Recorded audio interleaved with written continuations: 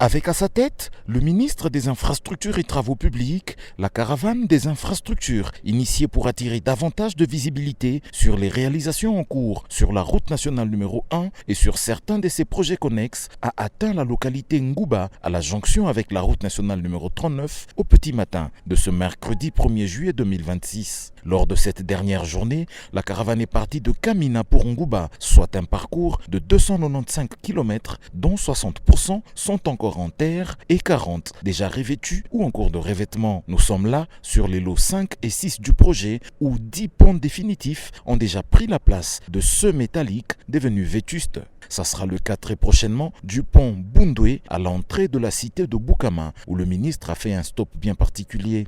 Ce pont, plusieurs fois victime de la surcharge des camionneurs, est pourtant indispensable pour le trafic sur la RN1 dans cette zone. Un jour auparavant, la caravane avait parcouru 417 km des lots 2, 3 et 4 allant de Mweneditu à Kamina. Ici, les entreprises font tout pour maintenir la praticabilité de la route en toute saison, pendant que l'étape de modernisation démarre petit à petit et se précise davantage, notamment avec l'installation des sites de production des agrégats utiles aux travaux. Le lot 1, qui va de Mbujimayi à Mweneditu, est quant à lui suffisamment avancé en revêtement. On y circule très aisément. Les travaux se concentrent actuellement vers la ville de Mweneditu et cette saison sèche sera mise à profit pour les boucler. Pour rappel, le projet de finalisation des 850 km allant de Mbujimayi à Ngouba sur la route nationale numéro 1, porté par le ministère des Infrastructures et Travaux publics et piloté par l'Agence congolaise des grands travaux, vise à donner corps au corridor de Banana d'ici fin 2027.